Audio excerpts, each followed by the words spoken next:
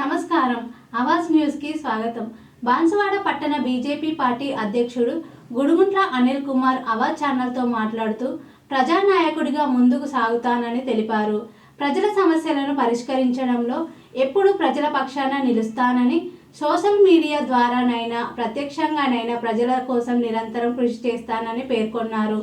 ప్రజల కోసం రాజీ లేకుండా పోరాటం చేస్తానని, ఆ దిశగా బీజేపీ పార్టీ ఎల్లప్పుడూ ముందుంటుందని అనిల్ కుమార్ స్పష్టం చేశారు. సమస్యలపై లేవనెత్తే క్రమంలో ఎంతటి స్థాయి వ్యక్తినైనా సరే, ఏ స్థాయిలో ఉన్న వ్యక్తినైనా సరే ప్రజా సమస్యలు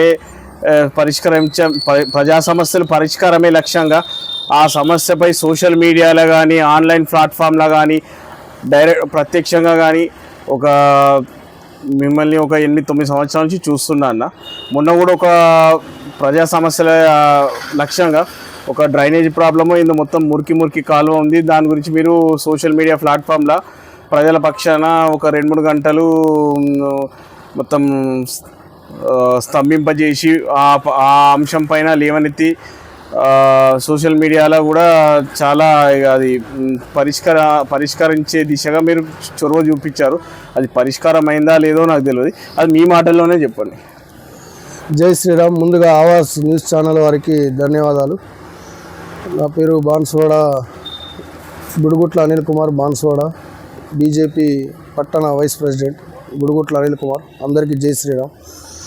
అయితే మా బాన్సువాడలో ఏంటంటే, పాత బాన్సువాడకు వెళ్ళే రోడ్డు మార్గంలో డ్రైనేజ్ సిస్టమ్ లేక ఆ సీసీ రోడ్డుపై నీళ్లు నిలబడి ప్రజలకు ఇబ్బందికరంగా మారిందని ఆ రోడ్డుపై పోయేవాళ్ళు, చూసేవాళ్ళు ప్రతి ఒక్కరు ప్రతినిత్యం నిత్యావసర వస్తువులకు కానీ, స్కూల్ పిల్లలకు కానీ రోడ్డు మార్గం వెళ్ళే మార్గం అది. అయితే ఈ వర్షాల కారణంగా నీళ్లు నిలిచి స్కూల్ విద్యార్థులపై నీళ్లు చిత్తడం కానీ, డ్రెస్సులు పాడవడం కానీ, మళ్ళీ తర్వాత బొందల వల్ల ఒకళ్ళు ఇద్దరు పడి అందులో చేతులు విరగొట్టుకున్న వాళ్ళు కూడా ఉన్నారు. ఆ బొందలు ఎక్కడున్నాయో, గుంతలు ఎక్కడున్నాయో కనిపించక. అయితే మా బాన్సువాడలో పాత బాన్సువాడ అనేది అది ప్రధాన రహదారి అది.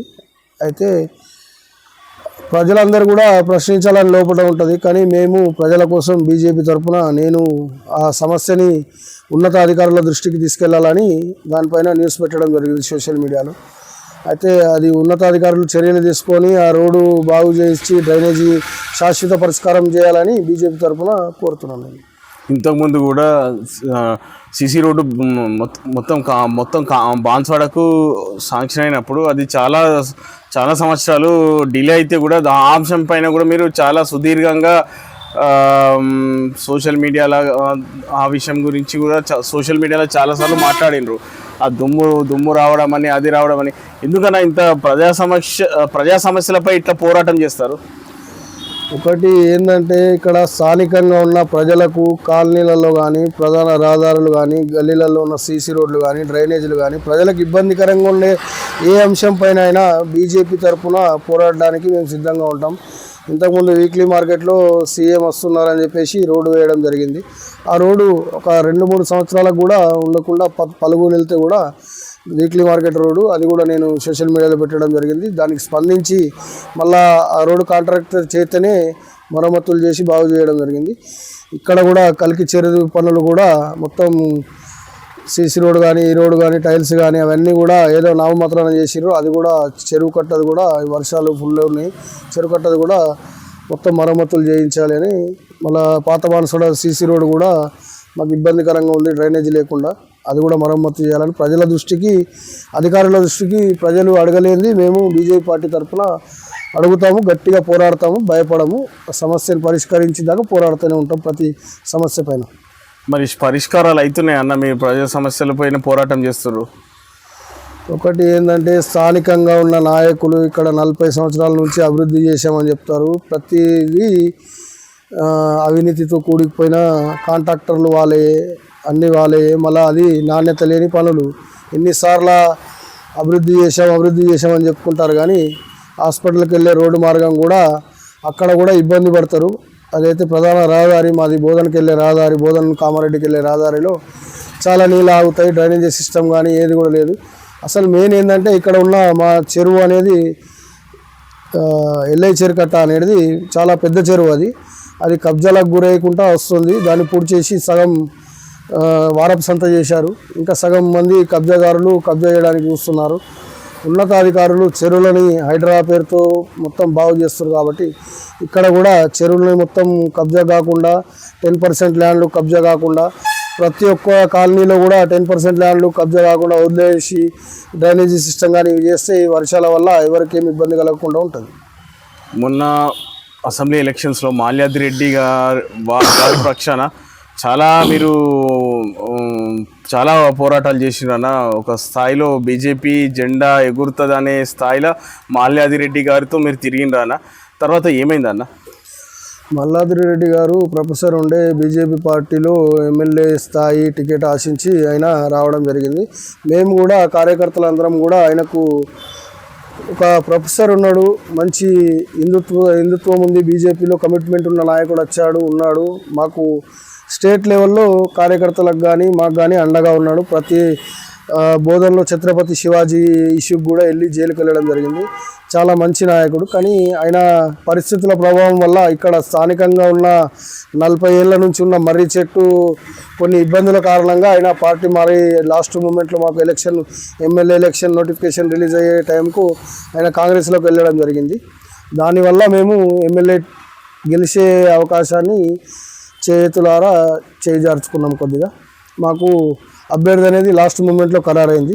దానివల్లనే మేము పూర్తి స్థాయిలో ప్రజల్లోకి విస్తృతంగా వెళ్ళలేకపోయినాం, కొద్దిగా మాకు టైం లేకుండే. కానీ ఈసారి మాత్రం ఖచ్చితంగా స్థానిక ఎలక్షన్లో బీజేపీ వైపు ఉన్నారు ప్రజలందరూ.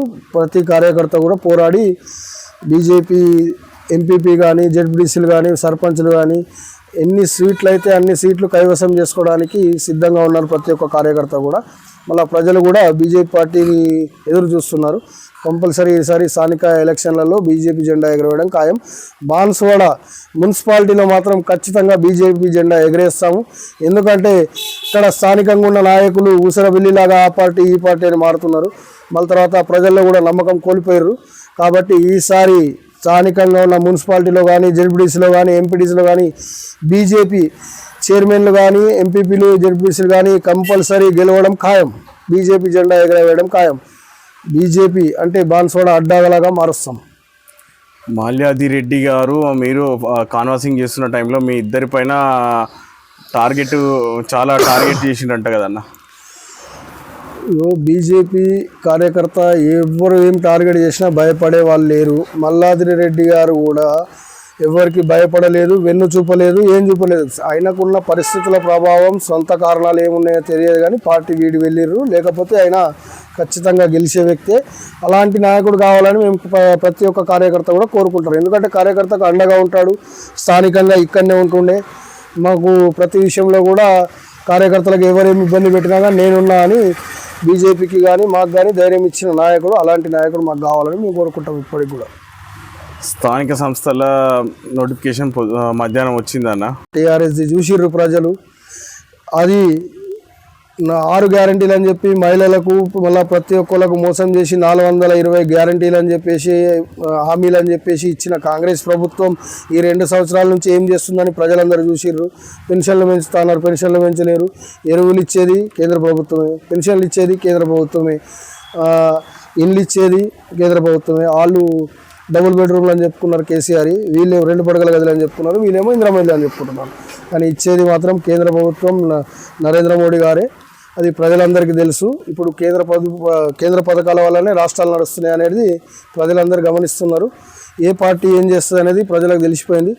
ఇప్పుడు మాత్రం స్థానికంగా ఉన్న ఎలక్షన్లలో ఈ 2 పార్టీలకు ఎవ్వరు కూడా ఓటు వేసే ఆలోచన లేరు. ప్రజలందరూ బీజేపీ వైపే చూస్తున్నారు, నరేంద్ర మోడీ గారి వైపే చూస్తున్నారు.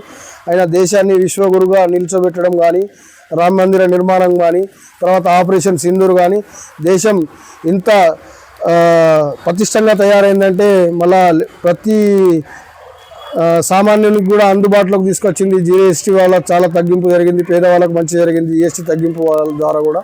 తర్వాత దేశ సైన్యం కూడా పటిష్టంగా తయారైంది. ఇప్పుడు మేక్ ఇన్ ఇండియా అని మనమే ఉత్పత్తి చేసి ఇతర దేశాలకు పంపించే విధంగా నరేంద్ర మోడీ గారు చేశారు. కాబట్టి ప్రతి ఊళ్ళ పల్లెటూర్లలో, స్థానికంగా ఉన్న ఊర్లలో, పల్లెటూర్లలో చివరి వరకు కూడా నరేంద్ర మోడీ గారి పథకాలు అందుతున్నాయి.